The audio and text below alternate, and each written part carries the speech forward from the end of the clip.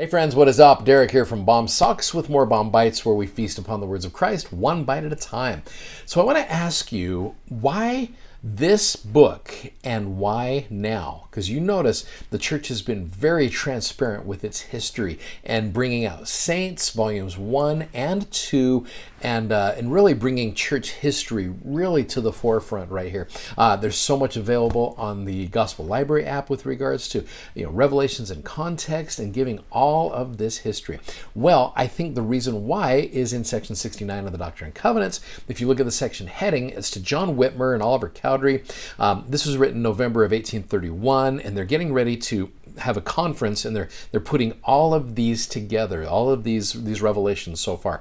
In fact, they've done section 1, they've done section 133, and they're putting these all together. And so John Whitmer was to take money that had been contributed for the building of the church, and this instructs him to accompany Oliver Cowdery, and also directs him to John Whitmer to collect historical material in his calling as church historian and recorder. He was called to do that back in section 47 of the Doctrine and Covenants, and he's done that up to this point. But when you're a historian and when you're a recorder, sometimes you don't know what to write. I know if you guys have been keeping a journal at all, you're just like, what do I write that is important and interesting to others?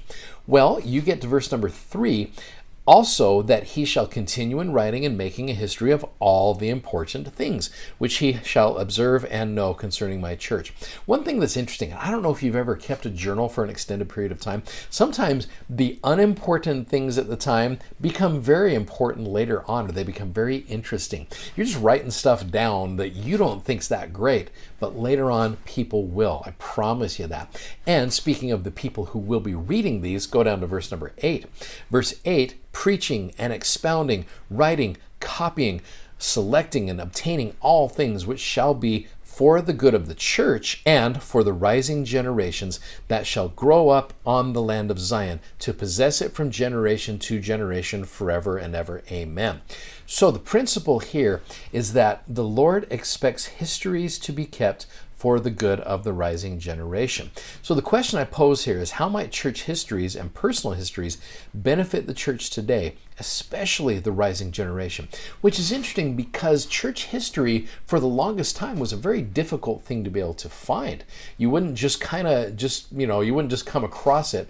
You would have to go to libraries, you'd have to really study it out, and what you would study would be very historical. It would be, like going back and reading history of the church. It's very much just a list of history. Not always the most interesting things unless you're a big historian. That's why I love the fact that the church has brought out these gospel topics essays and brought out history and brought out saints. And like I said, all of these things, all for the benefit of the rising generation. Now, I know what you're thinking. There's a lot of people out there who look at some of the things in our history, some of these ugly things that we don't always understand, and wondering, how can this benefit the rising generation?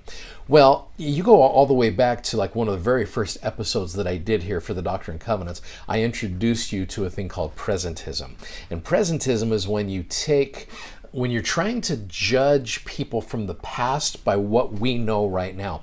That is so unfair. So if you can do all that with the understanding of presentism, understanding that we are not to judge the people of the past by what we know. And again, our country has had problems with that. Our church has had problems with that. There's been people leaving the church, sadly, because of that. Let's be kind to these people. So these things that were written back then are for our benefit, to help us understand. And some we learn from sad experience. Others we learn from good experience. I love in the Book of Mormon how Moroni, at the very end of the Book of Mormon, he says, look, condemn me not because of mine imperfections, but please just be grateful for what we have given to you so that you may learn to be more wise than we have been. And so I love history. I love church history. I love studying about it. Even the tough things, I try to take into consideration what these people were going through. I have no idea, no point of reference what it was like to deal with what they had to deal with at that time period. I live in a comfortable house, air conditioning, good, very comfortable surroundings. I don't know what it was like to live back then, so I'm not going to judge them for that. And so I would say this idea of having this history, please use it and learn from people. Don't judge them, and don't use it to further the purposes of people's apostasy. That's not a good thing. Don't do that. You move forward learning from the past. Like it says in this section, for the good of the church and for the rising generation. And this will help for generation to generation if you will use it that way. So anyway, I love that message and I love what is taught here. Please utilize this church history and learn from it and become better people because of it. Hey, thanks for watching. Thanks for subscribing and thanks for sharing. Godspeed. See you tomorrow. Bye-bye.